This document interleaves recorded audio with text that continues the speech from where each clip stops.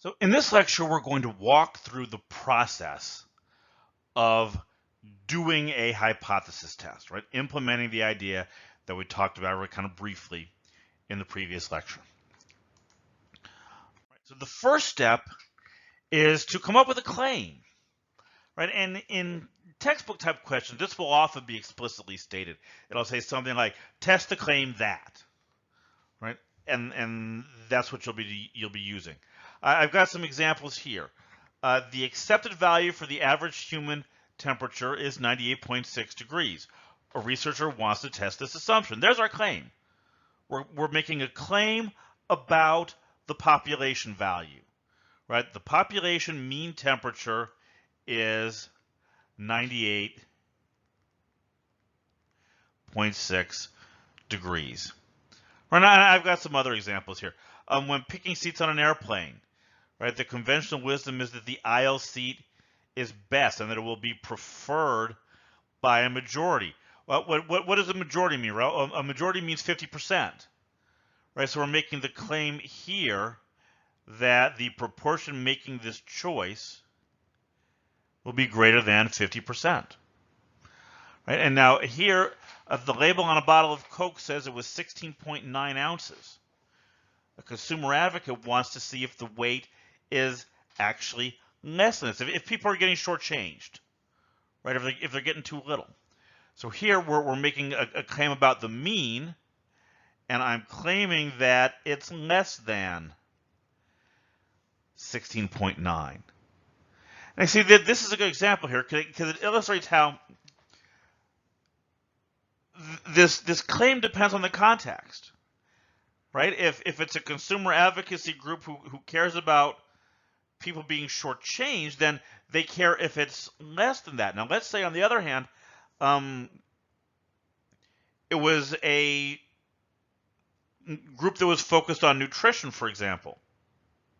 They might be interested in testing the claim that it's greater than 16.9. So if it's greater than 16.9, people are getting more sugar than the labeling says they are, right? And again, taken in another direction, if you're the people from the Coca-Cola company, you don't care. You don't care if it's greater than or less than. Both of those are bad to you.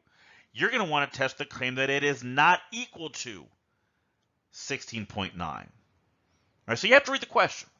Right? The question and the context should make it clear which kind of inequality you're looking for.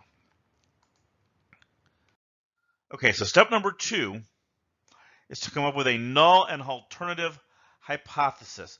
These are the mathematical version of the claim. Right? So this is the point where we're starting to take the English and translate it into math. Right? So I've got my examples here again.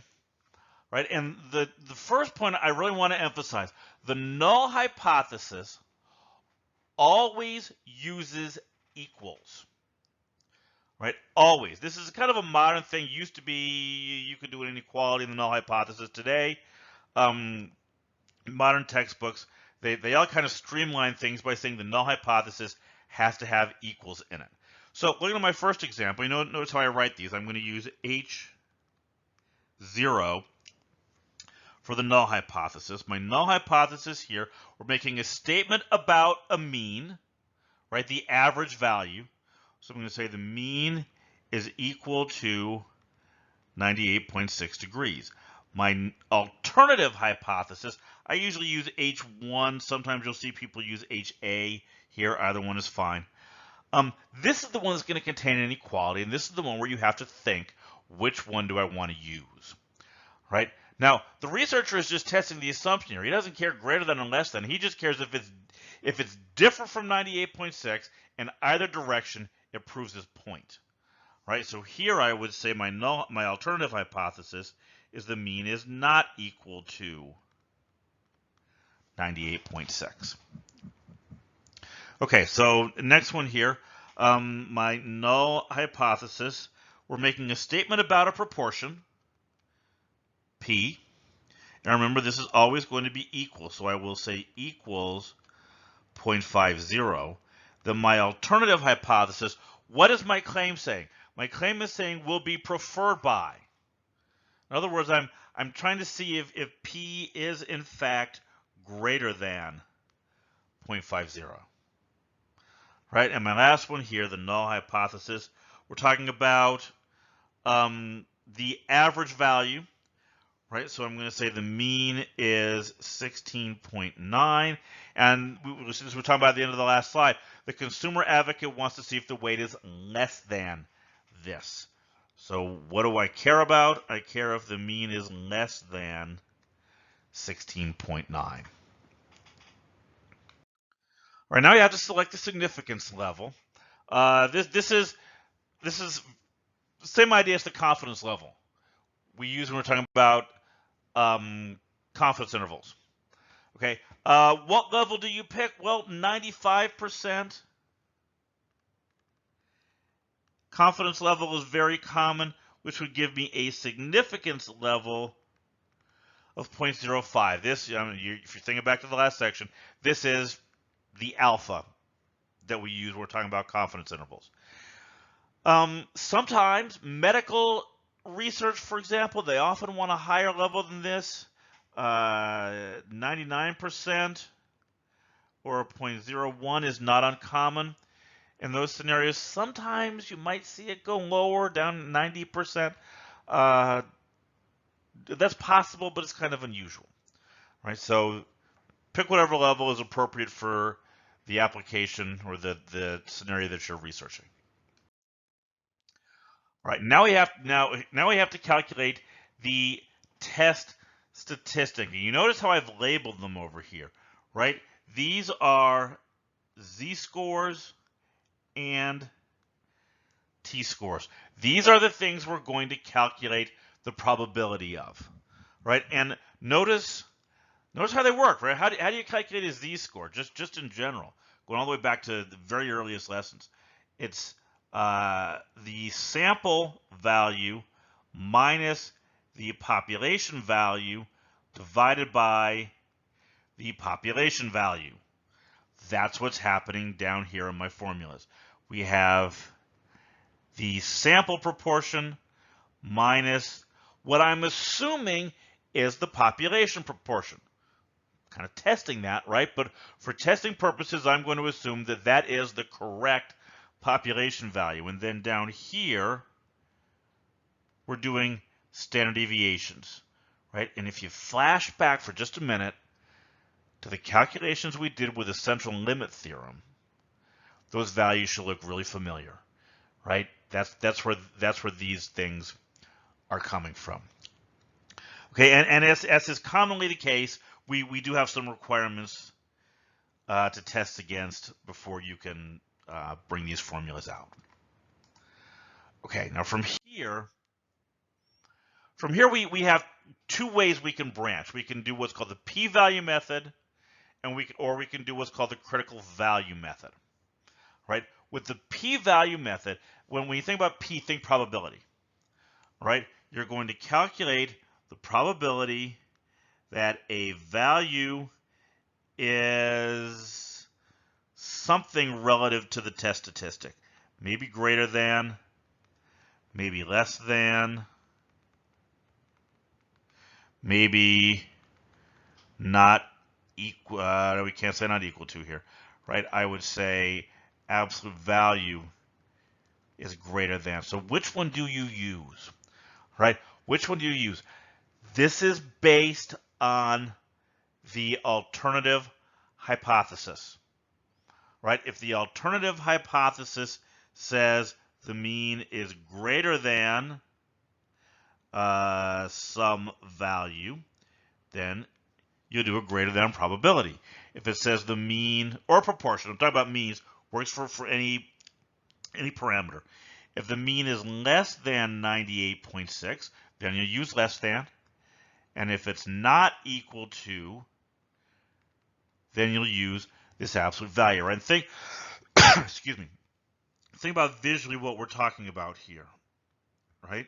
Greater than means we're finding this probability less than, pardon my very dubious drawing skills, less than means we're finding this probability, and not equal to means we're finding this probability. Right? So now we're doing these based on normal distributions, t-distributions, right? Keep in mind what kind of test statistic you calculated. If you calculated a z-score, then you're doing this against a normal distribution. If you calculated a t-score, then you're doing it against a t-distribution. Right? And these are going to be the three cases where we'll calculate the p-value. Now, going the other way, the other method is called the critical value method. Right? With a critical value method, what you do is, again, I'm going to illustrate this here for a one-tailed test to the right. Right? The way we would do this, to find this critical value, you take this area to be alpha, and you find this z-score or a t-score, right? I got to pick one for writing purposes here. But if you're doing a population proportion, it'll be a z-score. If you're doing a mean, it'll be a t-score. This z-score is the critical value, right? And similarly, if we're doing a left-tailed test, then you're going to have that whole alpha over here, and this will be your critical value, presumably a negative number. Doesn't have to be, but presumably. Or if we're doing a two-tailed test, remember that's you had not equals in the alternative hypothesis. In this case, you're going to find these kind of plus or minus, and now you'll want alpha over 2 in each side. And that's how you will find these critical values, obviously one positive and one negative. Okay. Now we have the information we need to come to our final conclusion. Right? What you do is, if we're doing p-values, remember the p-value is a probability, the alpha value is a probability. The critical value is a z-score or a t-score. The test statistic is a z-score or a t-score. You're always comparing like things. So if we're doing the p-value method, you compare the p-value to alpha, and you make your conclusion whether or not you reject or fail to reject the null hypothesis. And think about the reasoning here. All right? You have, and just to keep things simple, I'm going to do this with a one-tailed test to illustrate. Right? You have your alpha amount. Right? You have alpha area in here. And you have found your test statistic. Right? Your test statistic maybe is here, and it gave you this area.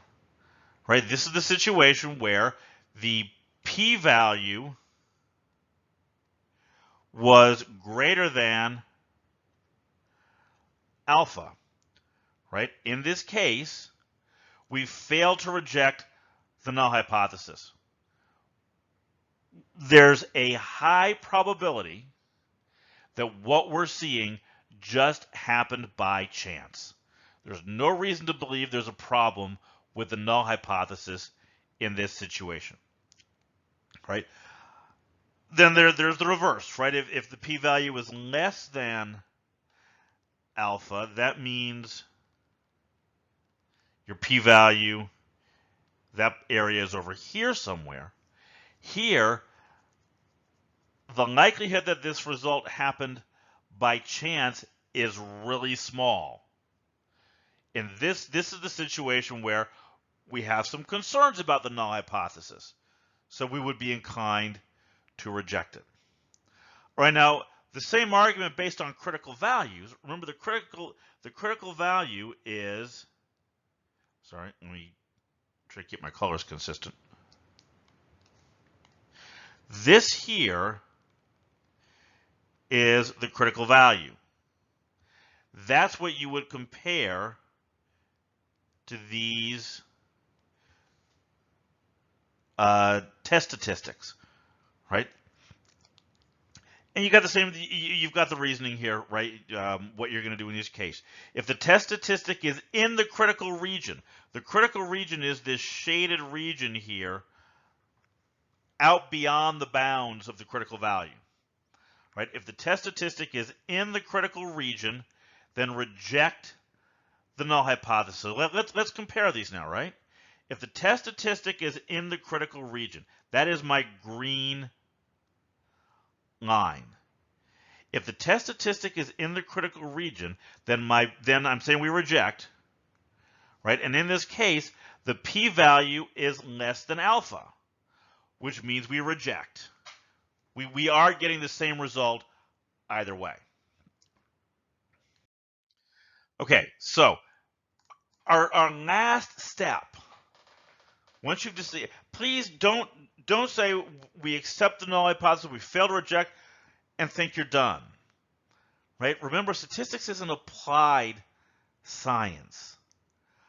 You want to give your answer in a plain English way that will be understandable to a bunch of executives sitting in a boardroom. Right? Kind of going back to my Coke example. Right? Coca-Cola senior executives are concerned that there's a problem with their manufacturing process. They're producing cans of the wrong weight. You can't go into that boardroom and make a statement about the null hypothesis. They do not care. You have to go in there and make a statement about a claim, right? And this is the language that you use. If the null hypothesis is rejected, you say there is sufficient evidence to conclude that the alternative hypothesis is valid. If the null hypothesis is not rejected, then you would say there is not sufficient evidence to accept that the weights are different, for example. Okay. One thing, and I really want to emphasize this, I know it's a really fine technical point, but it's an important one. We will never, ever say that the null hypothesis is true. Right? It's kind of like the court system where they never find that they either find someone guilty or not guilty, but they never find them innocent, right? It really is the same kind of logic, right? I can never say the null hypothesis is true because there's always that chance. It might be microscopically small, but there's always that chance that my sample was somehow skewed. Right? So you just have to be super careful about your language here. I know that sometimes bugs the English people because the kind of more verbal people, because it feels like they're saying the same thing over and over again when you're doing these questions. And yeah, you are. Okay? And I'm sorry about that. I know it gets under some people's skin. But until you're really comfortable with the language and the reasoning behind the language, it really is best if you not get creative in your wording. Okay, so that's the process, right? Beginning to end, starting with a claim, ending with a conclusion. So in the next lectures, we're going to take this a step further. We're going to do some examples, right? Start looking at some examples of hypothesis tests, see how we can put this procedure into practice.